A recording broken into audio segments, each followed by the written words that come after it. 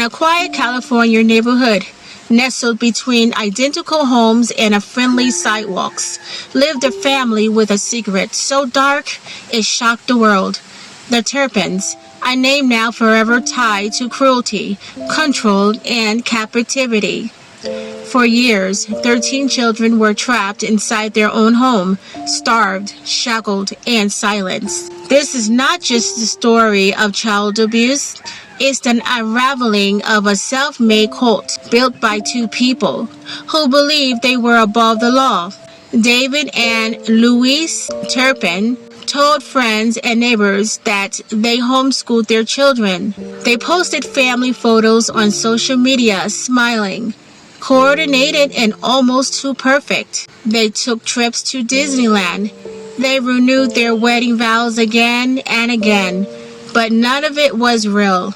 Behind the locked doors of their Paris, California home, those children were barely surviving. They were being psychologically broken. This wasn't a family, it was a facade, a prison masked as a home. Now, imagine this. You wake up shackled to a bed. You haven't bathed in months. You are forced to sleep during the day and stay awake at night. You watch your siblings cry from hunger. You whisper to each other in a secret because even speaking can lead to punishment. This was life for the Turpin children. They were forbidden from washing their hands above the wrist, forbidden to eat anything other than scraps. Sometimes they were fed once a day, if at all. The children, some in their 20s, looked years longer than their real age. Their growth was stunted. Their speech was undeveloped.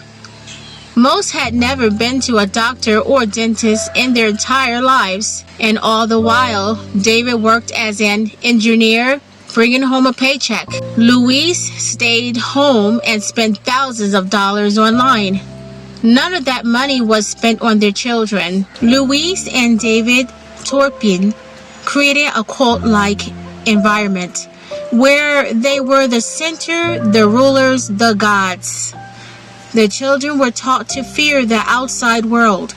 They were brainwashed into thinking their pain was deserved, that this life was normal. There were cameras inside the home, not for protection, but for surveillance. Louise kept detailed journals, recording punishments and daily control routines. She idolized large families from reality TV and dreamed of fame. But in her twisted mind, fame and control were more important than love or safety. David passive funded it all and obeyed Louise's commands. Together they weren't just abusive parents, they were cult leaders with 13 victims. Then, in January 2018, one of the children made the impossible decision to escape. A 17-year-old girl, pale and terrified, climbed out of the window before dawn and dialed 911 on a phone she barely understood how to use. Her name was Jordan Turpin. She was shaking, unsure how to describe where she lived or what day it was. But her voice was clear. Her siblings were in danger. 2 of her sisters were chained up. She was scared they might die. When police entered the Turpin home, what they found was beyond horrifying. Children ranging in age from toddlers to adults. 50 starving, unable to explain the simplest things like what medication was or what a police officer did. One deputy described them as the most malnourished children he had ever seen.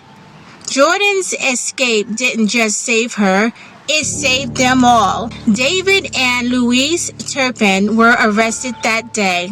In court, they wept, not from guilt, but seemingly from themselves. In 2019, both were sentenced to life in prison without the possibility of parole.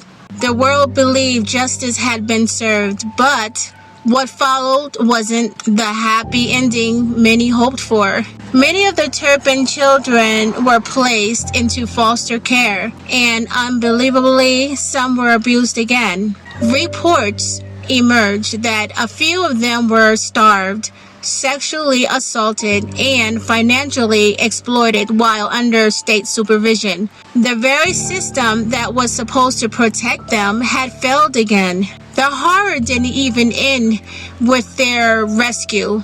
For some of the children, it simply changed form. Today, the Turpin children are young adults trying to navigate a world they were never allowed to see growing up. Some are pursuing education, some are working, some are still healing in silence. Jordan Turpin, the brave teen who made the 911 call, has spoken publicly in interviews and on social media. She is a symbol of strength, but also a reminder that trauma doesn't disappear overnight. While some siblings remain in the shadows, others are slowly building new lives. But trust is hard, and after so much loss, even hope can feel like a risk. This house is still standing empty and abandoned today in California. There was a lot of evilness happening inside that house, and nobody never knew anything about it because those people who was abusing those kids acted like they were picture perfect and nobody detected anything wrong. That shows you that monsters don't always look like monsters. Sometimes they pray, sometimes they smile, and they live right next to you and you never questioned or suspected anything. So guys, if you like watching these type of videos, please give me a thumb up, leave a comment as normal, subscribe, hit that subscribe button below. It only takes about 2 seconds. Subscribe. I need 1,000 subscribers, and I still have a lot to go. So thank you for watching. Thank you all my subscribers. I have 100 subscribers now. Thank you so much. Yay! Thank you. And my new subscribers, thank you. I appreciate you all watching my videos, and I will bring you all more videos every once a week on Sundays. So subscribe, and so that you all will know when new videos come out. Okay, love you, take care, see you next week. Bye now.